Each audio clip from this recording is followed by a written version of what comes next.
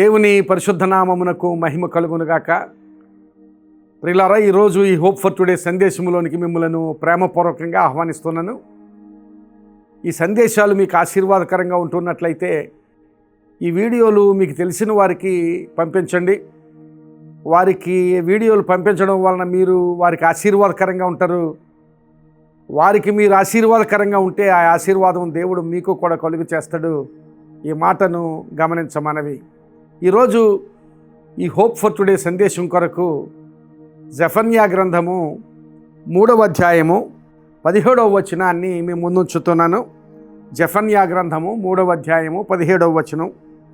నీ దేవుడైన యెహోవా నీ మధ్య ఉన్నాడు, ఆయన శక్తిమంతుడు, ఆయన మిమ్మును రక్షించును, ఆయన బహు ఆనందముతో నీ యందు సంతోషించును, నీ యందు తనకున్న ప్రేమను బట్టి శాంతము వహించి నీ అందరి సంతోషము చేత ఆయన హర్షించును అని ఆ యోధా ప్రజలను గురించి దేవుడు మాట్లాడుతున్న మాటలు. యోధా ప్రజలు ఆ సమయానికి బబులోను చెరలో ఉన్న సందర్భం.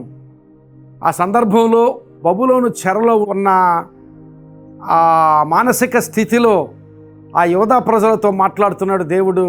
ఆ ముందు వచనాల్లో దేవుడు మాట్లాడుతున్నాడు, మీరు ఏకమనస్కులై దేవుని సేవించినట్లయితే, అలాగే చెదరిపోయిన వారై మీరు దేవునికి ప్రార్థన చేసినట్లయితే, అంటే ఇప్పుడు చెదరిపోయి ఉన్నారు, ఆ స్థితిలో దేవునికి ప్రార్థన చేసినట్లయితే దేవుడు మీకు ఇవ్వబోయే విడుదల గొప్పది అని దేవుడు వాగ్దానం చేస్తూ ఆ వాగ్దానం నుంచి మాట్లాడుతున్న మాటలు. ఒకవేళ మీరు ఇప్పుడు చెరలోనే ఉండుండొచ్చు, ఇప్పుడు శ్రమలోనే ఉండుండొచ్చు, ఇప్పుడు మీరు కోరదగిన స్థితిలో లేకపోయి ఉండొచ్చు. అలాంటి స్థితిలో ఉన్న మీరు ఒక దినాన్ని సంతోషిస్తారు. ఎందుకు అంటే మీ దేవుడు మీ మధ్య ఉన్నాడు. ఆ మాట గమనించాలి. మీ దేవుడు మీ మధ్య ఉన్నాడు, ఆయన శక్తిమంతుడు, ఆయన మిమ్మల్ని రక్షించును అని 3 విషయాలు అక్కడ దేవుడు ఆ యోధా ప్రజలతో మాట్లాడాడు. ప్రియులారా, గమనించాలి. అలా రక్షించడం మాత్రమే కాక ఆయన వారి యందున్న సంతోషాన్ని బట్టి ప్రహర్షించును అనే మాట కూడా అక్కడ రాయబడింది. ఆ మాట చాలా చక్కగా వివరించబడింది. నీ యందలి సంతోషము చేత ఆయన హర్షించును అని రాయబడింది. అది ఇంగ్లీషు తర్జుమాల్లో అయితే he will rejoice over you with singing అని. He will rejoice over you with singing. ఆయన నీ యందు సంతోషముతో పాటలు పాడుతున్నట్టు. ఎవరు? తండ్రి అయిన దేవుడు పాటలు పాడు సందర్భము ఒకటి ఉంటుంది. అది ఎప్పుడు అంటే నీవు ఆయన సన్నిధిలో ప్రార్థన చేసి ఆయన ఇచ్చే విడుదలను, ఆయన ఇచ్చే ఆశీర్వాదాన్ని నీవు పొందుకున్నప్పుడు దేవుని సంతోషం ఎంతగా ఉంటుందంటే ఆయన పాటలు పాడే అంత సంతోషం దేవునికి కలుగుతుందని దేవుని వాక్యం మాట్లాడుతుందంటే, నీవు శ్రమలో ఉంటే ఆ శ్రమ నుంచి నీకు విడుదలనివ్వడంలో దేవుడు సంతోషిస్తాడు. నీవు చెరలో ఉంటే చెర నుంచి నీకు విడుదల ఇవ్వడానికి దేవుడు సంతోషం. అలాగే నీవు ఎలాంటి అవాంఛనీయమైన అనుభవంలో ఉన్నా అలాంటి అనుభవాల్లో నుంచి దేవుడు నిన్ను విడిపించి ఒక ఉన్నతమైన ఆశీర్వాదకరమైన నీవు సంతోషించే స్థితిలో నిన్ను ఉంచడం దేవునికి ఇష్టం.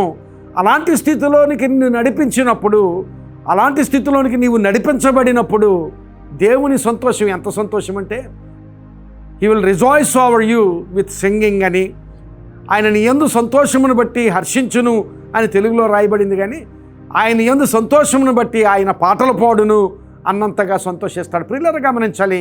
ఈరోజు నీవు ఏ శ్రమలో ఉన్నా, ఈరోజు నీవు ఎలాంటి అవాంఛనీయమైన లేక కోరదగని పరిస్థితుల్లో ఉన్నా, ఒకవేళ ఆర్థిక ఇబ్బందులు, అప్పులే కావచ్చు, లేక ఆరోగ్య సమస్యలే కావచ్చు, లేకపోతే బిడ్డల విషయమైన వేదన కావచ్చు, కుటుంబంలో సమస్యలు కావచ్చు, ఉద్యోగం విషయంలో సమస్యలు కావచ్చు, లేక ఏదైనా కావచ్చు, అలాంటి ప్రతికూలమైన పరిస్థితి అంతటిలో ఏకమనస్సుతో నీవు ఆయన్ని సేవించే స్థితి నీకుంటే, ప్రియులారా గమనించాలి. ఏకమనస్సుతో అంటే 10 మంది కలిసి ఏకమనస్సుతో ఉండడం ఒక విషయం అయితే, నీలో నీవే ఏకమనస్సు కలిగి ఉండడం. ఏకమనస్సు నీ దృష్టిని దేవునిపైనే కేంద్రీకరించి మొదట ఆయనకు ప్రధానమైన స్థానాన్ని నీవిచ్చి నీ దృష్టిని ఆయన మీదే కేంద్రీకరించి, అది ఏకమనస్సు అంటే. ఏకమనస్సు అంటే మనం ఎక్కువ మంది కలిసి ఏకమనస్సు కలిగి ఉండడం ఒక విషయం అయితే, నాలో నేను ఏకమనస్సు కలిగి ఉండడం, నీలో నీవు ఏకమనస్సు కలిగి ఉండడం, ఆయన మీద మాత్రమే నీ దృష్టిని నిలిపి ఆయన యందే నీవు దృష్టిని నిలిపి ఆయనకు నీ భారం అంతటిని అప్పగించడం. అలాంటి స్థితి కలిగి అక్కడంటాడు, చెదరిపోయిన స్థితిలో ఉన్న నీవు, లేక శ్రమలో ఉన్న నీవు, ప్రతికూలమైన పరిస్థితిలో ఉన్న నీవు ప్రార్థన చేసినట్లయితే అలాంటి స్థితిలో దేవుడు మాట్లాడుతున్నాడు. దేవుడు నీ మధ్య ఉన్నవాడు అంటే ఆయన ప్రెజెన్స్ గురించి మాట్లాడుతున్నాడు. ఆయన నీ మధ్య ఉంటాడు. ఆయనే ఉంటే మనకంతా ఆశీర్వాదమే. ప్రియులారా గమనించాలి, యోసేపు ఎంతో శ్రమలో ఉన్నప్పుడు శ్రమంతటిలో కూడా యోసేపుని ఎంతో ఉన్నతమైన స్థితికి దేవుడు నడిపించాడు. కారణం ఏమిటంటే యోసేపుకు దేవుడు తోడై ఉన్నాడు అని దేవుని వాక్యంలో రాయబడింది. ఆయనే నీకు తోడుగా ఉంటే, ఆయనే నీ కుటుంబానికి తోడుగా ఉంటే అది ఎంత శ్రమ అయినా, ఎంత ప్రతికూలత అయినా దాని అంతటి నుంచి విడుదలనిచ్చి నీకు సంతోషము ఇవ్వగలడు దేవుడు. ఆయన మీ మధ్య ఉన్నాడు, హిస్ ప్రెజెన్స్. అలాగే ఆయన శక్తిమంతుడు. ఆయన శక్తి గురించి మనం వివరించలేము. కొన్నిసార్లు ఆయన శక్తిని పూర్తిగా మనం అర్థం చేసుకోలేము కూడా. ఆయన నీకు ఇచ్చే విడుదల, నీకు ఇచ్చే ఆశీర్వాదం అది కంటికి కనబడదు, చెవికి వినబడదు, మనుష్య హృదయానికి అర్థం కాదు. నీవు ఊహించుదానికంటే, నీవు అడుగుదానికంటే అత్యధికంగా చేయడానికి శక్తి కలిగిన దేవుడు. ఆయన శక్తి అలాంటిది, అపారమైన, మనం అర్థం చేసుకోలేని, మనం వివరించలేని శక్తి. అలాంటి శక్తిమంతుడు. నీవు ఏ శ్రమలో ఉన్నా నువ్వు అనుకోవచ్చు, ఈ శ్రమలో నుంచి ఎవరు నన్ను విడిపించలేరని. కానీ ఒకవేళ ఎవరు విడిపించలేని మాట నిజమేమో, కానీ ఆయన తప్పక విడిపించగలడు. ఆయనకు అసాధ్యమైనది ఏదూ లేదని దేవుని వాక్యం మాట్లాడుతోంది. కనుక ఆయన శక్తిమంతుడు. ఆయన పవర్, ఆయన ప్రెజెన్స్ గురించి మాట్లాడాడు, ఆయన పవర్ గురించి మాట్లాడాడు. అలాగే ఆయన రక్షించును, ప్రొటెక్షన్. నీవు ఎలాంటి ఇబ్బందిలో ఉన్నా, ఎలాంటి శ్రమలో ఉన్నా, అలాంటి శ్రమలో నుంచి ఆయన రక్షించను. 3 Pలతో ఈ సందేశాన్ని మీ ముందు ఉంచుతున్నాను. God's presence, God's power and God's protection. ఈ 3 ఆశీర్వాదాలు దేవుడు నీకు ఇస్తాడు. ఎలాంటి శ్రమలో ఉన్నా దేవుడు నిన్ను విడిపిస్తాడు. అయితే ఏక మనస్సుతో ఆయన సేవించగలిగే స్థితి. ఆ అధ్యాయంలో ఆ ముందుకు వెళ్ళి 9-10 వచనాలు చదివినట్లయితే ఏక మనస్సుతో ఆయన సేవించగలిగే స్థితి. అలాగే మీ శ్రమలో ఉన్నప్పుడు మీరు ఆయనకు మొర్రపెట్టుకుని ప్రార్థన చేయగలిగే స్థితి. ఆ స్థితి మీరు కలిగి ఉంటే దేవుడు ఆయన సన్నిధిని నీతో ఉంచుతాడు. ఆయన నిన్ను విడిపించడానికి శక్తిమంతుడిగా ఉంటాడు.